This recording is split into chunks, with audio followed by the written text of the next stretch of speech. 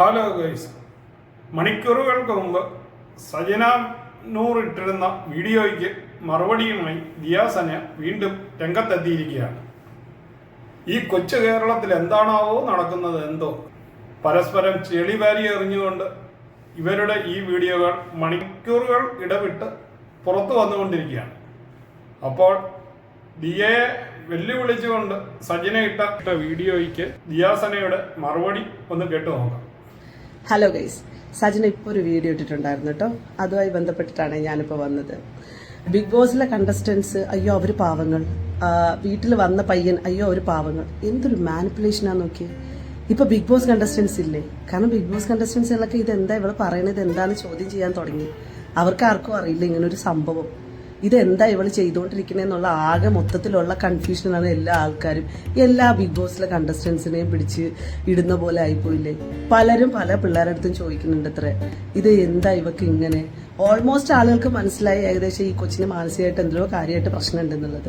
പിന്നെ ഇവളുടെ ഇവള് വെല്ലുവിളിച്ചിട്ടിരുന്ന് പറയുന്നു എന്തെന്ന് ഏതോ ഡോക്ടർ പോയി കണ്ടു 3 മാസം മുമ്പേ ആരോ പറഞ്ഞു കൊടുത്തിട്ടുണ്ടെന്ന് തോന്നുന്നു 3 മാസം വരെയുള്ള റിപ്പോർട്ട് എടുക്കാന്ന്. അപ്പൊ ഇനിയിപ്പം ഞാനിനി റിപ്പോർട്ട് എടുത്തുകൊണ്ടൊന്ന് നെഗറ്റീവ് ആണെന്ന് കണ്ടു കഴിഞ്ഞാൽ വേറെ ഏതെങ്കിലും വർഷത്തിന്റെ കണക്കൊക്കെ പറഞ്ഞിട്ട് എങ്ങനെയെങ്കിലും ഒക്കെ എന്റെ മേലിൽ അറ്റാക്ക് ഇടാമല്ലോ. ഇവിടെ എന്തൊരു വേണമെങ്കിലും ചെയ്യാൻ ഞാൻ തയ്യാറടേ, ഏത് ടെസ്റ്റിന് വേണമെങ്കിലും റെഡിയടേ. പക്ഷെ നിന്റെ കൂടെ ഇല്ല. കാരണം ഞാനിപ്പോൾ പോലും പോയിട്ട് ടെസ്റ്റ് എടുക്കാൻ പോവുകയാണ്. ഇത് 8 to 10 ദിവസം വരെ കിട്ടുമെന്നുള്ളതാണ് തിരിച്ചു കിട്ടുന്ന ഇൻഫർമേഷൻ. ഞങ്ങളിപ്പോൾ ഇന്ന സ്ഥലത്താണ് ഞാൻ ഇവിടെ ടെസ്റ്റിന് കൊടുത്തിട്ടുണ്ട് എന്ന് പറഞ്ഞിടുന്നത് ചോദിച്ചാൽ ആ ഹോസ്പിറ്റലും ക്ലിനിക്കൊക്കെ നിന്റെ മറ്റേ റസൽ പൂക്കുട്ടിയുടെ മാമാടെയും കൊച്ചാപ്പാടെയൊക്കെ മക്കളായിരിക്കും. മനസ്സിലായില്ലേ? അപ്പൊ നീ പലതും കിടന്ന് ചെയ്യും. ഞാൻ സീരിയസ്ലി പറയണേ സജിന, നീ കിടന്ന് വെപ്രാളപ്പെടണ്ട. നീ ഒന്ന് അടങ്ങി ഒന്ന് സ്വസ്ഥമായിട്ടൊക്കെ ഒന്ന് ഇരിക്കാൻ നോക്ക്. കാരണം സ്വസ്ഥമായിട്ട് ഇരിക്കാൻ നിനക്ക് പറ്റില്ല. കാരണം എന്റെ മൂട്ടി തീ പിടിച്ചോളെ. റസൂൽ പൂക്കുട്ടി പെട്ടു. ദിയാസന വന്ന് റസൂൽ പൂക്കുട്ടിയുടെ കാര്യങ്ങളും കൂടെ ഇനി അപ്ഡേറ്റഡ് ആക്കാൻ തുടങ്ങി. നീ കേസോ കൂട്ടമോ എന്താന്ന് വെച്ചാൽ അയക്കോ. എനിക്ക് അഗെയിൻസ്റ്റ് ആണ് നീ സംസാരിച്ചു തുടങ്ങിയത്. അവിടെ നിന്ന് ഞാൻ വാലിഡ് ആയിട്ടുള്ള കൃത്യമായ കാര്യങ്ങളാണ് പറഞ്ഞത്. നീ പറഞ്ഞല്ലോ നീ അയച്ചു കൊടുത്തു എന്ന് പറഞ്ഞില്ലേ? നീ അയച്ചു കൊടുത്തെന്ന് പറഞ്ഞില്ലേ? ഞാൻ കൊടുത്തിട്ടില്ല. പക്ഷെ ഞാൻ പറയുന്നത് നീ അയച്ചു കൊടുത്തെന്ന് പറഞ്ഞില്ലേ? നീ എനിക്ക് അയച്ചു തന്നിട്ടില്ലേ? നീ ആരോടാ ഇത് പറയുന്നത്? ആൻമരിക്ക് അയച്ചു കൊടുത്ത ആൻമരി നീ എനിക്ക് അയച്ചു തന്നിട്ടില്ലേ? നീ എത്ര ആളുകൾക്ക് അയച്ചു കൊടുത്തിട്ടുണ്ട്? ആൻമരിക്ക് അയച്ചു കൊടുത്തതോടൊപ്പം തന്നെ അച്ചായന് അയച്ചു കൊടുത്തിട്ടില്ലേ? ഇനി ആളുകളുടെ പേര് വേണം. എന്താന്ന് ഞാൻ പറയാത്തതെന്നറിയാവോ? നീ അയച്ചു കൊടുത്ത ആളുകളുടെ പേര് പറയാത്തത്. ഏതെങ്കിലും രീതിയിൽ അങ്ങനെ ഒരു പേര് വരുമ്പോൾ അടുത്ത് അവർ വേറെ എന്തോ ചെയ്തെന്ന് പറഞ്ഞ് നീ വരും. എത്ര മനുഷ്യരാണെന്നറിയാവോ ഇതിനകത്ത് പെട്ടുപോകുന്നത്? റോഷ്നിയുടെ കേസ് ഇപ്പൊ സംസാരം നടക്കുന്നുണ്ട്. അവളെ പറ്റിയിട്ട് നീ എന്തോരം വൃത്തികെട്ട അലിഗേഷൻസാ പറയുന്നത്. അവള് കുറേ സാധനങ്ങൾ അവളത് വരുന്നുണ്ട്. അപ്പം നീ അതിനെ ഏറ്റുപിടിച്ചു. എന്തോ നിന്നെ കൊണ്ടുപോയി എന്തൊക്കെ ആക്കി എന്നുള്ളതല്ലേ. അതൊക്കെ വരും. പുറകിൽ തന്നെ വന്നോളൂ. അതൊക്കെ അവര് നോക്കിക്കോളൂ. എനിക്കറിയില്ല ഈ ആൾക്കാരെ പോലും. നിന്റെ കാറ്റഗറി പോലും എനിക്കറിയില്ലായിരുന്നു. ഞാൻ ഒരു വിഷയം വരുമ്പോഴത്തേക്ക് ഓരോരുത്തരുടെ വരും. ഇന്നലെ ഒരു കൊച്ച് ഇൻബോക്സിൽ വന്ന് പറഞ്ഞു ദുബായിൽ പോയ സമയത്ത് അവരുടെ കൊളാബറേഷൻ ചെയ്യാന്ന് പറഞ്ഞ് ഏതോ ബ്യൂട്ടി പാർലർ ആരെ പറ്റിച്ചു എന്ന്. പയ്യന്മാരെ കൂടെ വണ്ടി എടുത്തുകൊണ്ട് പോയിട്ട് ദിർഹംസ് ഒക്കെ കുറെ കൊടുക്കാനുണ്ട്. ഇത്ര എന്തൊക്കെയാ നിന്നെ പറ്റിയിട്ട് കേൾക്കുന്ന കഥകൾ. നീ ഇതെല്ലാം മുക്കാൻ വേണ്ടിയിട്ട് നിന്റെ റസൂൽ പൂക്കുട്ടിയുടെയും വിഷയം മുക്കാൻ വേണ്ടിയിട്ട് നീ ഓരോരുത്തരുടെ മണ്ടയിൽ ഓരോന്ന്. ദിയാസനയ്ക്ക് ഇതൊന്നും പുത്തരിയല്ല. ഞാൻ ഉള്ളൊരു കാര്യം പറഞ്ഞുതരാം മോളെ അടുത്ത് ഞാൻ വളരെ കൃത്യമായിട്ട് പറയുന്നത് കുറേ വർഷങ്ങളായിട്ട് ഞാൻ എൻ്റെ കാര്യങ്ങളായിട്ട് മുന്നോട്ട് പോകുന്ന ഒരാളാണ്. എന്നെ ചുറ്റിപ്പറ്റിയിട്ടുള്ള അന്വേഷണങ്ങൾ ആർക്ക് വേണമെങ്കിലും എടുക്കാം. ഇവിടുത്തെ പോലീസ് അതോറിറ്റി ആയിക്കോട്ടെ, ഇവിടുത്തെ രാഷ്ട്രീയ സാമൂഹിക സാംസ്കാരിക പരിസ്ഥിതിയിലുള്ള മനുഷ്യരൊക്കെ എന്നെ പറ്റിയിട്ട് അറിയാം. ഇനി എന്നെ സംശയം ഉണ്ടെന്നുണ്ടെങ്കിൽ ഏത് തരത്തിൽ വേണമെങ്കിലും സഹായിക്കാൻ ഞാൻ തയ്യാറാണ്.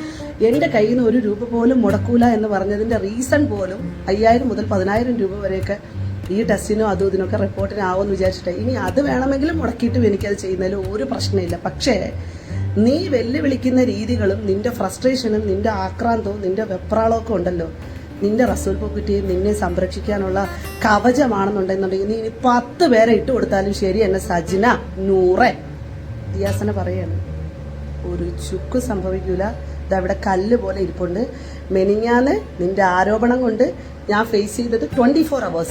എനിക്കിനി പേടിയില്ല. No issue.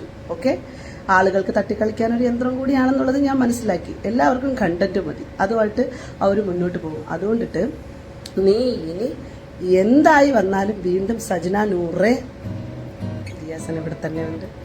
എന്തിനു തയ്യാറാണ്. പക്ഷെ നിന്റെയോ നിന്റെ റസൽ പൂക്കുട്ടിയുടെ അതോറിറ്റിയിലുള്ള ഒരു ഹോസ്പിറ്റലുകളോ ഒരു ക്ലിനിക്കുകളിലോ ഞാൻ ഉണ്ടാവില്ല. ഓക്കെ, അത് ബന്ധപ്പെട്ട അധികാരികളായി ബന്ധപ്പെട്ട ആരെങ്കിലും വന്ന് അതുമായി ബന്ധപ്പെട്ട് അത്തരത്തിലുള്ള കാര്യങ്ങൾ ചെയ്താൽ ഐ വിൽ ഡു ഉറപ്പായി. പിന്നെ നിന്റെ മാനിപ്പുലേഷൻ എന്താ, നീ എന്താ ഏതോ ഡോക്ടറിന്റെ അടുത്ത് 3 മാസം മുമ്പേന്ന്, അത് ഞാൻ പറഞ്ഞായിരുന്നു എന്ന് എനിക്കറിയൂടാ. ഏതോ ഡോക്ടറിന്റെ അടുത്ത് 3 മാസം മുമ്പേ, 10 മാസം മുമ്പേ, 1 വർഷം മുമ്പേ, 1.5 വർഷം മുമ്പേ, 2 വർഷം മുമ്പേ, 5 വർഷം മുമ്പേ, 10 വർഷം മുമ്പേ, നീ എന്തെടുത്താലും ശരി തന്നെ ഞാൻ ആ ചാലഞ്ച് തയ്യാറാണ്. ആ ചാലഞ്ചിന് ഞാൻ തയ്യാറാണ്. പൊന്നും മോളെ, ഫാമിലി കോർട്ടിൽ പോയി ഇരിക്കുവല്ലേ, അവിടെ എന്താ കഥ? ഉമ്മ ഉണ്ട്, മക്കളുണ്ട്, അവരെയൊക്കെ പിടിച്ചുകൊണ്ട് പോയി പാവം പിടിച്ച പിള്ളേര്. ഞാനതിൻ്റെയൊക്കെ അവസ്ഥ ആലോചിക്കുക. ഞാൻ ശരിക്കും റസൽ പൂക്കുറ്റിയുടെ ഭാര്യയുടെ, ഈ പെണ്ണിന്റെ മക്കളുടെ എന്തൊരവസ്ഥയായിരിക്കും ഇവരെയൊക്കെ അല്ലേ. കഷ്ടം തന്നെ. പരസ്പരം ഉറ്റ സുഹൃത്തുക്കളായിരുന്ന ഇവർ ഇപ്പോൾ ഈ പൂക്കുറ്റിച്ചേട്ടന്റെ കഥ പുറത്തു വരുന്ന സമയത്ത് സജിന ദിയക്കെതിരെ വീഡിയോ ചെയ്യുകയും ദിയ അതിന് മറുപടി പറഞ്ഞ് പരസ്പരം നാറുകയും ചെയ്യുന്ന ഇവരുടെ ഈ പ്രകടനത്തിന് എന്ന് ശമനമുണ്ടാകുമോ എന്തോ. ഏതായാലും ഇവർ തമ്മിൽ ഉള്ള ഈ വാക്പയറ്റിനിടയ്ക്ക് ഫിറോസ് ഖാന്റെ ശബ്ദം ഇന്നത്തെ ദിവസം ഇതുവരെ കണ്ടില്ല എന്നുള്ളതും വേറൊരു കാര്യം. ഇനിയും ആരൊക്കെ സജിനയ്ക്കെതിരെ വീഡിയോയുമായി രംഗത്ത് വരുമോ എന്തോ. ഇപ്പോൾ ദിയാസന പറയുന്ന കണക്കിനാണെങ്കിൽ സജിന ആരുടെയൊക്കെയോ കാര്യം ഇതിനിടയ്ക്ക് സംസാരത്തിൽ പരാമർശിച്ചിട്ടുണ്ടായിരുന്നു. അവരും ഉടൻ തന്നെ രംഗത്ത് വരുമെന്നാണ് പറയുന്നത്. ഏതായാലും കാത്തിരുന്ന് കാണാം. അപ്പോൾ വീണ്ടും പുതിയൊരു വീഡിയോയുമായി വരുന്നത് വരെ നിങ്ങൾക്കെല്ലാവർക്കും ഗുഡ് ബൈ.